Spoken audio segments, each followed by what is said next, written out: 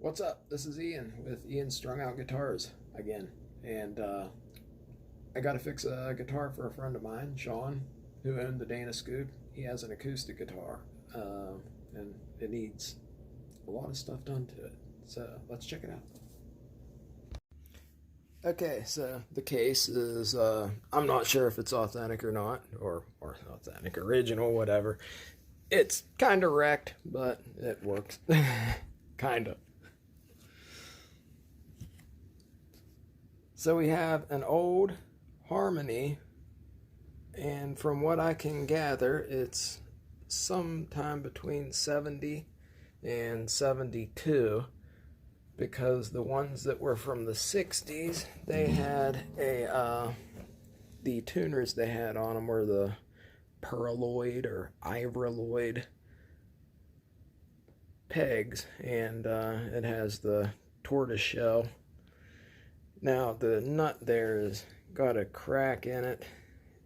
I don't think it's bone, but no, it's not. It's plastic. But I'll make a bone nut for it. Now it's missing one of the pick guards, which kind of has like the bat wing here, and this one has been warped.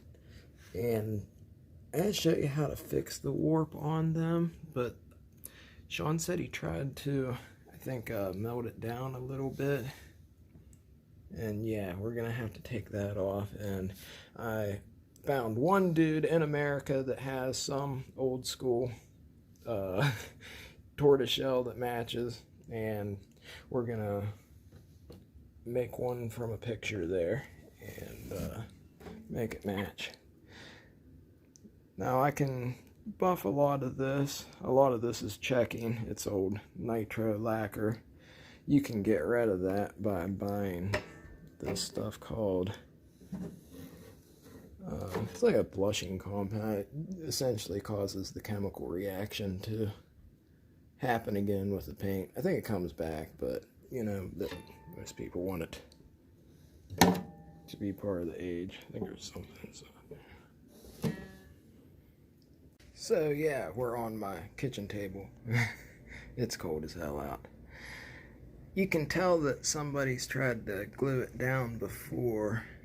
I think there's a double stick tape actually that's on the inside. It's slightly crooked there, and it is warped. These, I will show you a way that you can fix these. The Harmony logo seems like it's been broken twice and glued on, but yeah, the strings are pretty rusted and shot, and fretboard definitely needs cleaned. But yeah, I've gotten a dude from Texas to send me some tortoiseshell. You can make it out of fennel and formaldehyde. I've never actually done it, but it would be something really cool to do because they just don't make it anymore, you know. So yeah, let's see what we can do with the pickguard. So yeah, got the tortoiseshell here.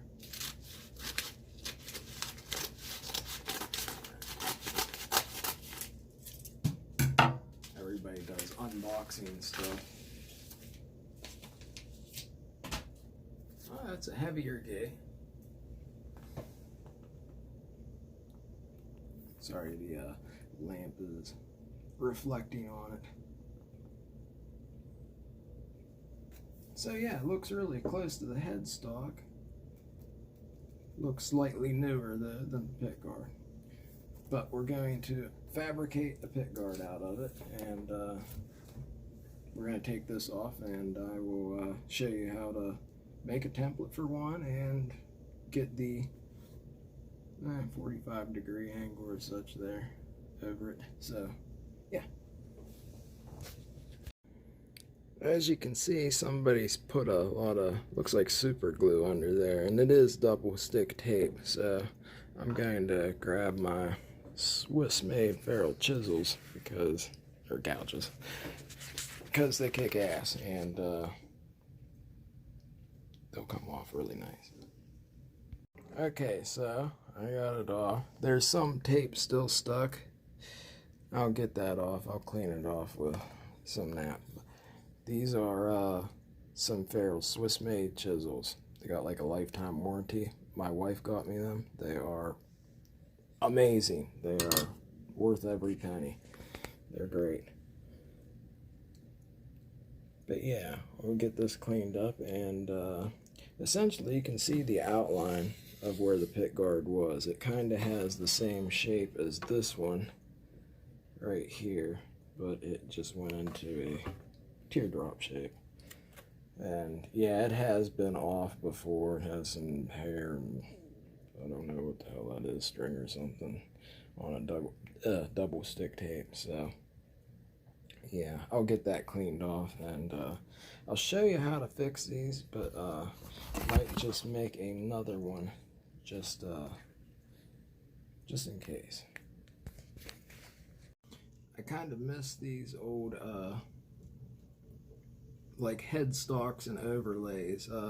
Julia got me a Zero Seti, which is an old Italian guitar, which is really a cool instrument. And what they did was they used to take the old tortoiseshell or whatever kind of bakelite, whatever pretty bakelite they wanted, they'd put over essentially the entire body of it. Now I'm gonna hand buff it because I don't want sometimes they put like a really light coat of nitro on these, and I don't want to like buff it with a machine or anything and burn through it.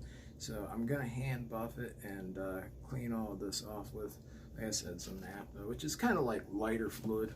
And yeah, always be careful whenever people use stuff like nail polish remover and stuff like that, because if you have like old cellulose or any cellulose, it'll melt through it. I mean, that's how we put binding on like guitar necks a lot of times. And if you don't want to use glue or anything, you can literally just take a paintbrush and nail polish remover, paint the back of this plastic and with it, and put it on, and it gets the chemical reaction makes it really sticky, and it sticks to the wood. So yeah, you don't even need glue for it. So if you get it on there, you melt through your damn binding. You don't want that. So yeah, I'll get this all cleaned off, and this is slightly, this tortoiseshell here, this is slightly thicker than the original pickguard, like by 0.5 millimeter. So I can either sand it down a little bit or leave it alone. I don't know, I haven't decided which one to do yet. But my God, the strings are like black. Always like throw some oil on them or something. There's a little play in the tuning pegs, but it's not a big deal. I mean, that kind of happens sometimes whenever you're dealing with something that's 50 years old. So yeah, let me start to buff this out, and then I will trace that pickguard out on a piece of this whatever you want to call it, this poster board stuff here, and I will trace that out, and then I'll just freehand draw the other side that's missing, because it's essentially this side only made into a teardrop shape. So then I'll take it, cut it on the bandsaw, and then try to get like a dime bit, cut it with a router bit and get the angle. You can do it with a razor too. So, and I'll show you how to straighten this out. Okay, so essentially we're just gonna trace this out, like simple enough, we're gonna just trace it. And this is like poster board. A friend of mine gave me a bunch of it years ago to make guitar templates out of. Now it's a little wonky down there where it's like really warped. I'm gonna try to get the Harmony logo off there, even though it's been broken twice and glued on. I'm gonna try to save it, because they're like $20-some if you can find them, like 25, 26 bucks. Something I didn't mention was there's a couple frets that need, I don't want to say leveled, because they might just be unseated on like the 9th fret on the G string. And again, the nut needs replaced. Now this is like a $2,000 guitar, so it's not it's not anything that you really want to skimp on. So I want to make sure that, you know, it has both of the pick guards it should have. Now, you can kind of see an outline on the guitar where it was, and it essentially has the same, I don't know what the hell to call it other than like this bat wing type design right here. So what we're gonna do is I marked right around where right on the pick guard on the back of it, right where the teardrop shape should be, and since it's essentially the same exact top here, which, yeah, I really got lucky with that, I'm gonna go ahead and just trace it to where I put that mark right here, and maybe like 1/8 of an inch over it, and then just trace around it like normal. Yeah, somebody put sticky tape on here at some point in time, and yeah, it's tacky, damn it. But now I'm just gonna draw a line and even that up from there to there, and yeah, and then I will make a template out of some MDF and show you how to do that. Seeing if there's any angles like actually on here that I could use. That's like really close if you had it going like that. Huh. Well, I'm gonna go look for something that I can actually draw that shape with. Aha, my wife had one of these in her drawer, so this works just perfect. So now I'm going to cut this out and put it on some MDF. So this is what it should look like. Now the only problem is that over the years the celluloid, it actually shrinks.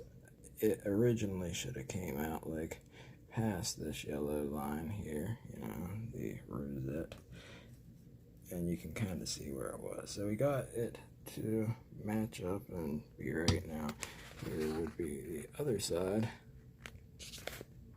But again, as you can tell, the old one has shrunken. Sorry, there's a delay on the camera, so it always kind of messes me up. So you can see where the glue is. So we're either going to have to go over it like they did whenever they re-glued it, or make it its original side and try to get that glue off of there. So, but that's what it'll look like.